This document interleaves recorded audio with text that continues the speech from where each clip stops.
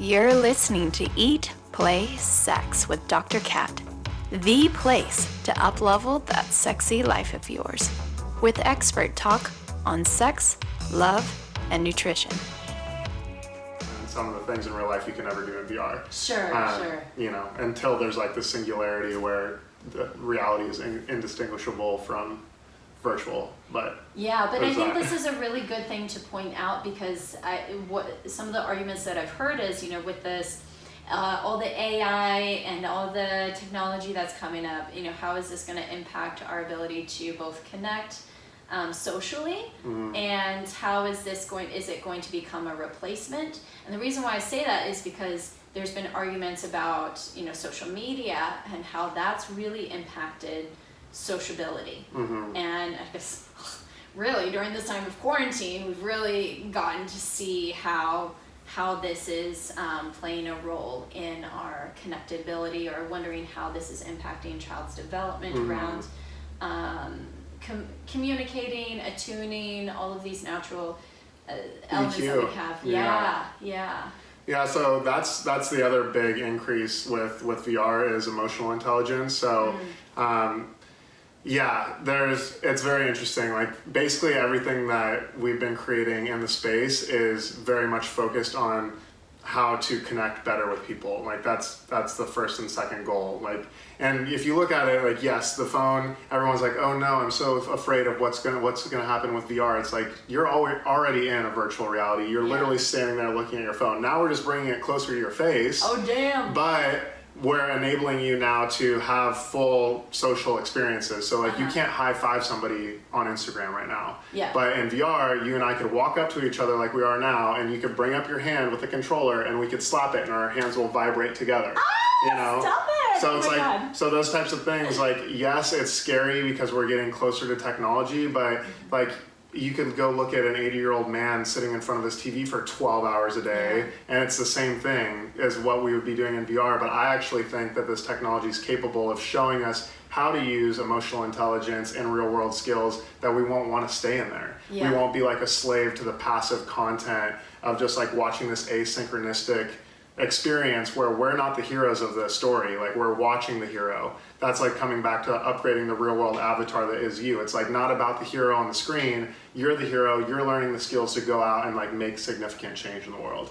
You know, so you actually get excited to take off the headset because your emotional intelligence is up, because your confidence is up, because you learned all these new cool things, and you're ready to go make an impact.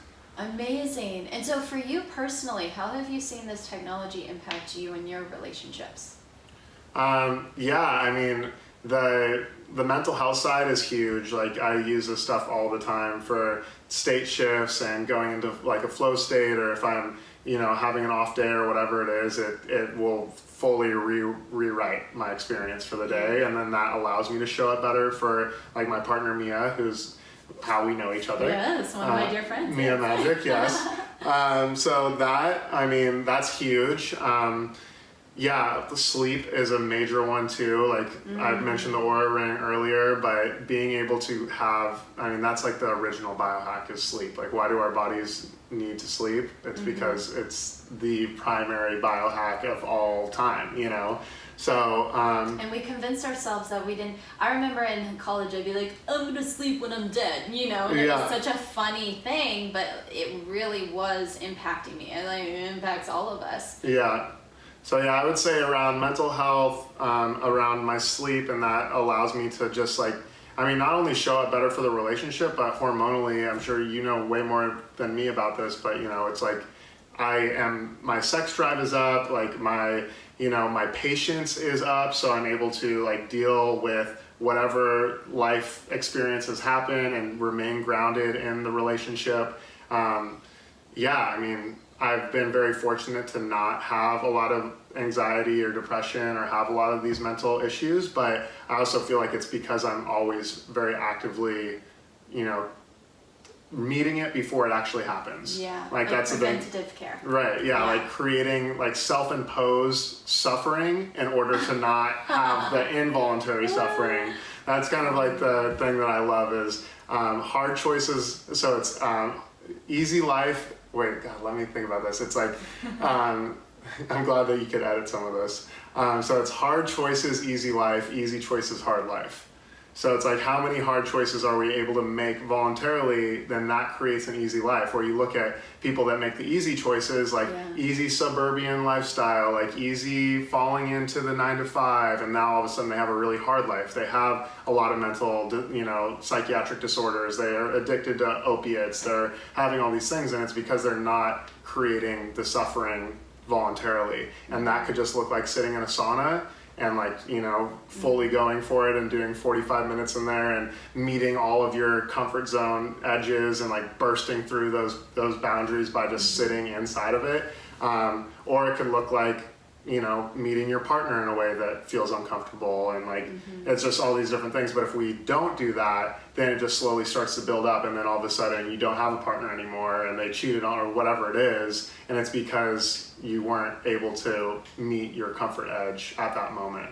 So I see a lot of these technologies kind of do the same thing.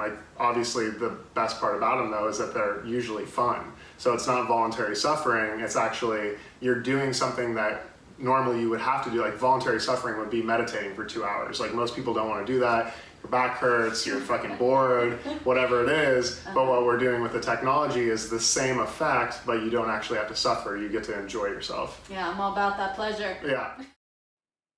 Lovers, thank you again for tuning in.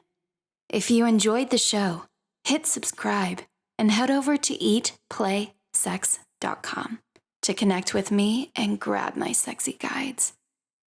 Because my goal here is to get you to eat, play, and sex better, so you can improve your sex life, which will improve every aspect of your life. Until next time, keep it sexy.